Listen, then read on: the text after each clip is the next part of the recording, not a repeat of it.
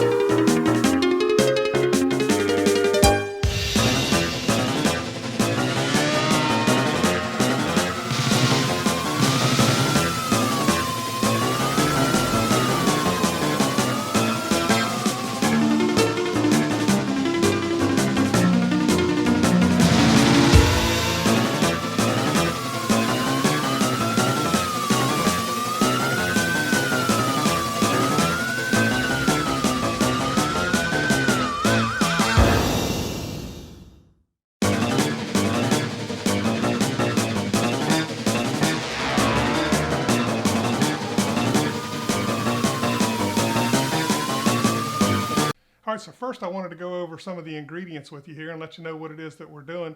So we've got 4 pounds of Napa cabbage and regular cabbage here, so about 2 pounds of each that we put in. We've cut it up into, I like mine in bite-sized pieces. You can cut it however you want. We've already salted that with a cup of salt. Now I know that sounds like a lot, but we're actually going to rinse it later. And then we're going to let this set for about an hour. We've already turned it 3 or 4 times. And we'll turn it a couple of more here, and then we'll rinse it here in a little bit. I've got a daikon radish here, a large daikon that we've chopped up. I've got 3 carrots. I've got a small bunch of green onions, about 7 or 8 regular radishes, about probably 15, 20 cloves of garlic here, 2 tablespoons of ginger, a couple cups of water, and 2 cups of the Korean chili flakes. I got mine on Amazon. You can probably pick them up at a local grocery store if you have international food type grocery store around. But this is what it is. If you don't use this, it doesn't taste the same. So I suggest that you find you some of that. But there's the ingredients, and here in a few minutes we'll start putting the chili paste together and showing you how everything goes together. So we're going to do the kimchi paste first, which is a combination of the pepper flakes, garlic, and ginger, and a little bit of water. So I'm going to put all of this together here and show you how we do that. We'll put the garlic in first. Got about 20 cloves of garlic here, a couple tablespoons of ginger, and put a little bit of water in here so it can all come together. And then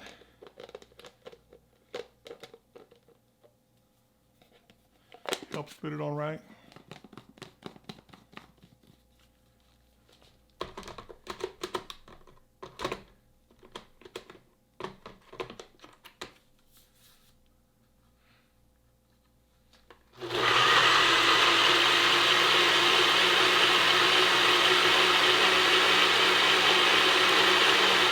You only need that for a few seconds just to get it blended up, get it into a liquid there. Then I'm going to move this to the side. A bowl here. And then this is about 2 cups of the chili flakes we're going to put in here. And then we're going to put in our garlic and ginger.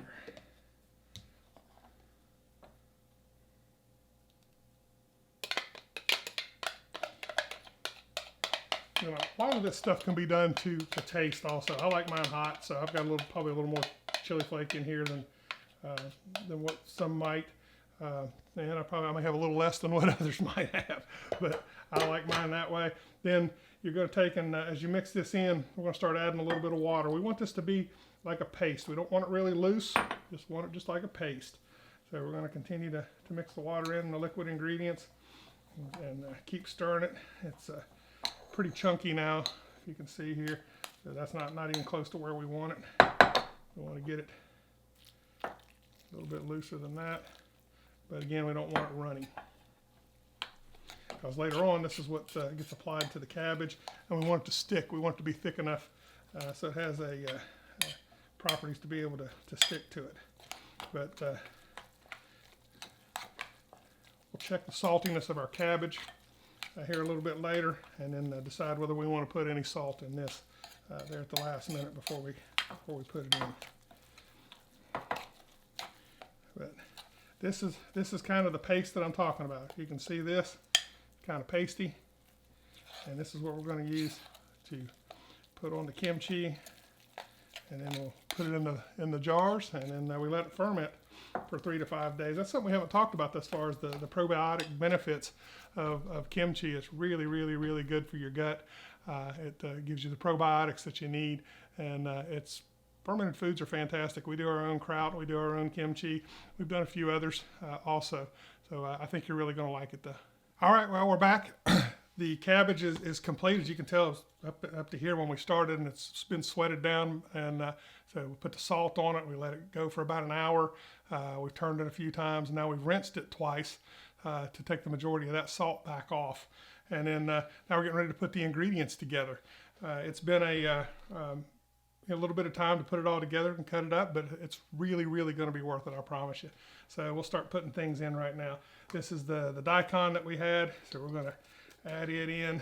I'll take the carrots, and we really like the carrots, and I've cut them up in smaller pieces before, but they tend to get soft, so I want them to be crunchy, so I left them in a little bit bigger piece, and same with some of the other vegetables also. We tried cucumbers once, and the cucumbers themselves were a little bit mushy, so I decided not to go with that again this time. And then we've got the green onions, the regular radishes, and then now comes the chili paste. And really, this is what makes it kimchi. I love it. I'll tell you, one of the things that we really like it on the most when we make our sauerkraut. We like to do it on hot dogs, and tried this for the first time on hot dogs, and I guess that's one of the reasons why we call it Hillbilly Kimchi, because that's one of the regular things we do with it is put it on hot dogs. Give it a try if you haven't tried it before. Matter of fact, I think Mang Chi on YouTube, she says that's her favorite way to eat it, but I hadn't heard her say that when the first time that I tried it. I just heard her say it later, so it kind of documented what we're doing. But I think you'll like it. So the paste goes in, and really you just kind of turn it in, turn it over, mix it in good with all the vegetables and get them covered, and then just move it through. And and the thing is that we eat it a lot of times just as a condiment, just a small, tablespoon, 2 tablespoons at a meal. It doesn't have to be a whole lot, and that really helps get the probiotics back in your diet. And I think you'll find that that's a really good help to people who may have IBS or anything along those lines. Now, I'm not a doctor, so I'm not telling you yay or nay, but I'm telling you the people that we've talked to that have had an opportunity to try it, it has helped them with if they have bowel issues and things like that. But make sure you get it all turned in. Now, once we get all of this done, you can put it in about anything, but we usually put it in mason jars. I've got some quarts and some half gallons, and then we also use a lock on it too, a water lock, so that it ferments, and that it can sit on the cabinet for about 3 to 4 days, and the fermentation process happens, and then after that you just put it in the refrigerator, and it's good for 2 or 3 months after that. You can easily keep it, and it'd be good to eat. So I want to get you an opportunity to see here. It's all been mixed through pretty easy. Now at this point, I like to go ahead and taste it, make sure, number one, I've got enough salt in it. Perfect. It's going to be really good. So we'll come back here in just a second, and we'll get it in jars. All right, well, we're back now. We're going to get everything jarred up. I've got the kimchi here. I've got the jars that we're going to use. I've got a canning funnel. Got a wooden spoon so that I can press things down. And these are the vapor locks that I was talking about. The couple of things that we used that aren't readily available, maybe like these, and then the chili flakes. I'll have a link down below that you can get to those. But here we go. We're going to start putting this in, and really, it's pretty easy. Just get it pushed down in the jars.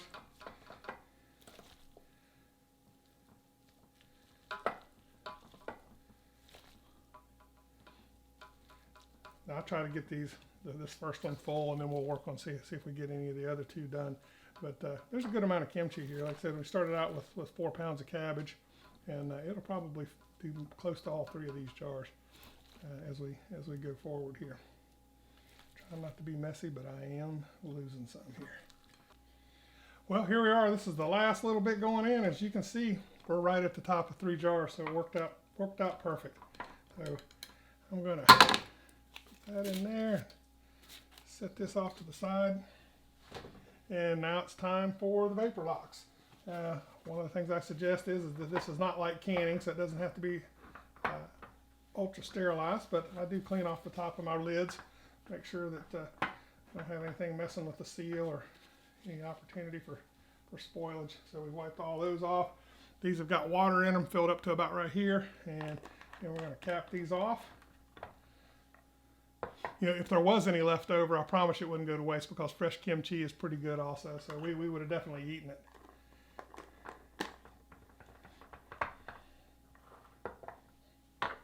And then here's the last jar, the big one.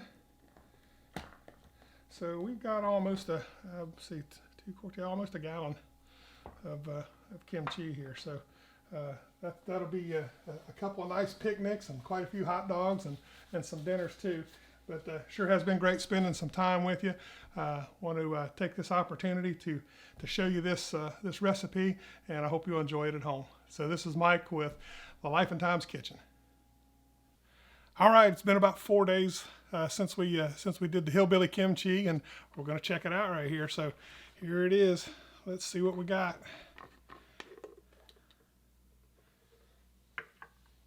Oh wow, yeah, that's it. You can smell the fermented aroma of it. It's going to be great.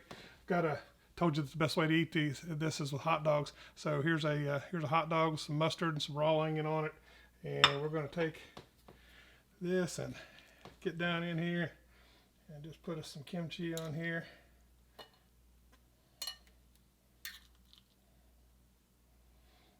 Like that, and I'm going to taste it for you here. See what we got.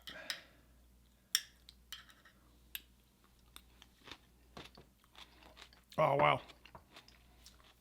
It's got that tangy flavor of a fermented food, the flavor that the foodies are looking for. It's savory, it's salty, it's crunchy. It's really easy, guys. I encourage you to go ahead to try it. I mean, you don't even have to have these vapor locks. You can do it with just a plain old canning jar, and then just loosen the lid every now and again to let the pressure off of it where it's fermenting. The fermented foods are easy, they're good for you, and they really taste great. So hit the like and subscribe button so that you'll see our videos when they come out, and we sure appreciate you watching. Thanks.